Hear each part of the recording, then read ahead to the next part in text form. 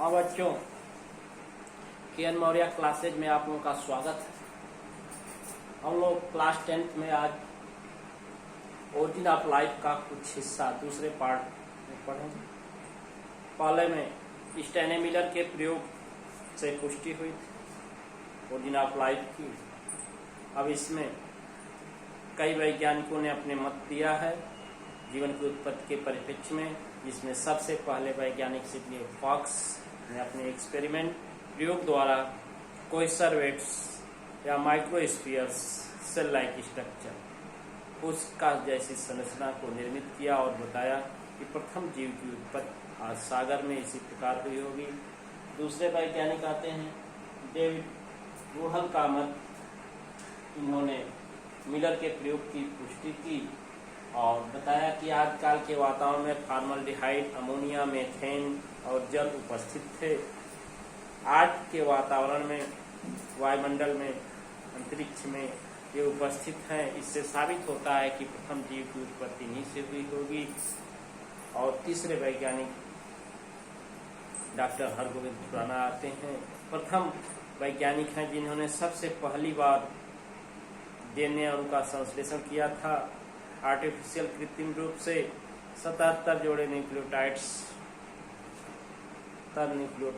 को एक निश्चित क्रम में जोड़कर टेस्ट ट्यूब परख नली में प्रथम डीएनए अणु का निर्माण किया था और बताया कि अन्य पदार्थों से इसी तरह से न्यूक्लियोटाइड्स से डीएनए बना होगा और उससे प्रथम जीव की उत्पत्ति हुआ। तो आइए चलते हैं। सबसे पहले हम लोग ओरिजिन ऑफ लाइफ के सेकेंड पार्ट में सिडनी और फॉक्स का एक्सपेरिमेंट पढ़ते हैं।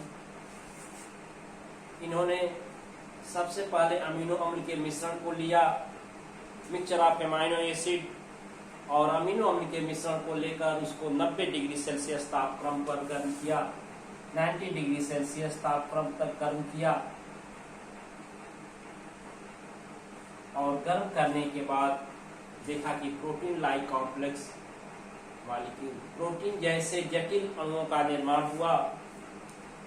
जब इन्होंने अपने प्रयोगशाला में अमीनो अम्ल के मिश्रण को लेकर उसे 90 डिग्री सेल्सियस तापक्रम तक गर्म किया तो देखा कि protein like complex molecule obtain, protein जैसे जटिल अणुओं का निर्माण हुआ।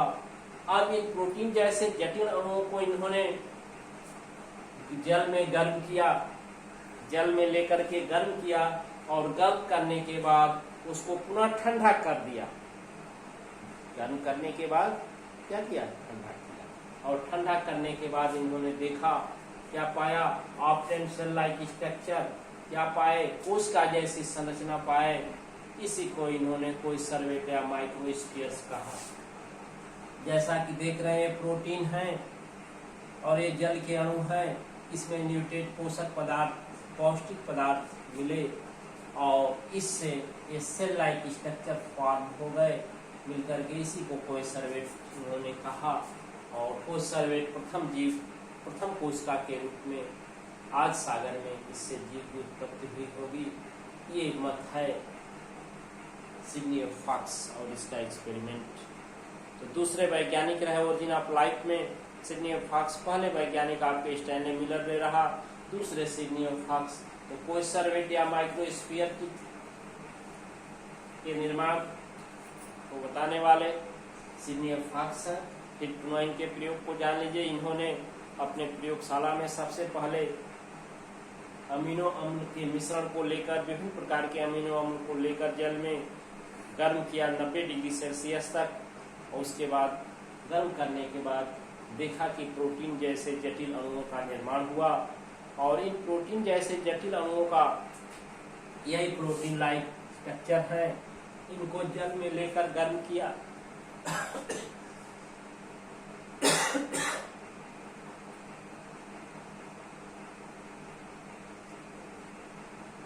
इनको जल में लेकर गर्म किया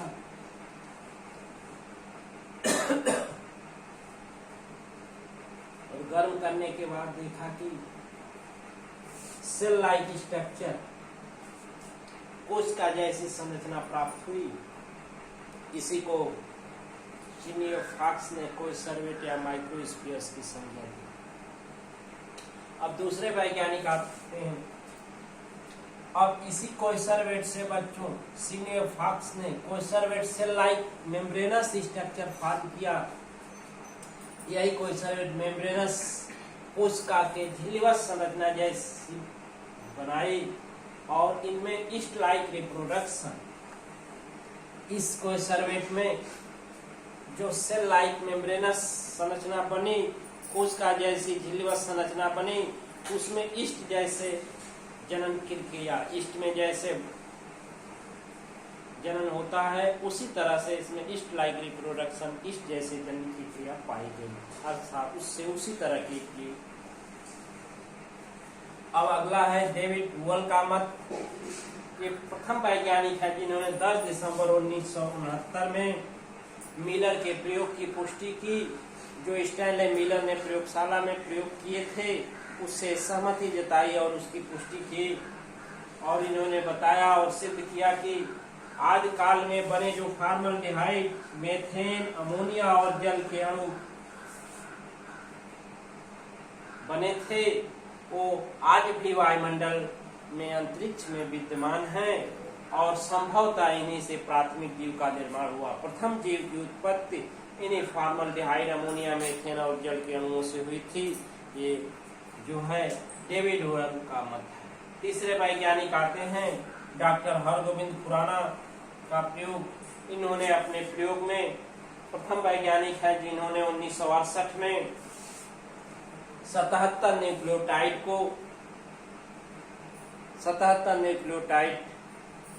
को एक निश्चित क्रम में जोड़ करके परख नली में टेस्ट ट्यूब में बच्चों डीएनए अणु का संश्लेषण किया। Synthesis of DNA molecule in test tube adding the 77 nucleotides in regular manner. 77 न्यूक्लियोटाइडों को एक निश्चित क्रम में जोड़कर इन्होंने परख नली में टेस्ट ट्यूब में प्रथम डीएनए अणु का संश्लेषण किया। इस कार्य के लिए 1970 में इस कार्य के लिए इन्हें नोबेल पुरस्कार दिया गया, नोबेल पुरस्कार से नवाजा गया, सम्मानित किया गया। बहुत बड़ी उपलब्धि थी डॉक्टर हरगोविंद खुराना के द्वारा डीएनए अणु का संश्लेषण करना प्रयोगशाला में आर्टिफिशियली, कृत्रिम रूप से 77 न्यूक्लियोटाइड को जोड़ करके इन्होंने अपना डीएनए बनाया। इससे पता चलता है कि प्रकृति में न्यूक्लिक अम्लों का संश्लेषण इन्हीं जीन्स और न्यूक्लियोटाइड के मिलने से हुआ होगा और हम जीव की उत्पत्ति इसी रूप में हुई होगी। इस तरह से बच्चों ओरिजिन ऑफ लाइफ, जीवन की उत्पत्ति के परिप्रेक्ष्य में 2 वीडियो, पहला स्टैनले मिलर का और दूसरा वीडियो जो है डेविड वुअल, सिनियोफॉक्स का, डेविड वुअल का मत और डॉक्टर हरगोविंद खुराना के अनुसार स्पष्ट हो गया कि जीव की उत्पत्ति आज सागर में किस तरह से हुई, ये आप जाने ओरिजिन ऑफ लाइफ, जीव की उत्पत्ति। अब जब जीव की उत्पत्ति हो गया तो ऑर्गेनिक इवोल्यूशन, जैव विकास कैसे हुआ, उसका विकास कैसे हुआ, इसको हम लोग अगले वीडियो में पढ़ेंगे। याद रखिए कि ओरिजिन ऑफ लाइफ, जीवन की उत्पत्ति के संबंध में ये 4 वैज्ञानिक हैं जिसमें स्टैनले मिलर और सिनियोफॉक्स, डेविड वुअल और डॉक्टर हरगोविंद खुराना, 4 वैज्ञानिकों ने ओरिजिन ऑफ लाइफ से संबंधित अपने मत को प्रस्तुत किए। तो वीडियो को पूर्ण रूप से देखें और इसके नोट्स तैयार कर लें। कोई समस्या है कमेंट के माध्यम से सूचित करें और जो नए बच्चे हैं चैनल को जरूर सब्सक्राइब कर लें। Thank you.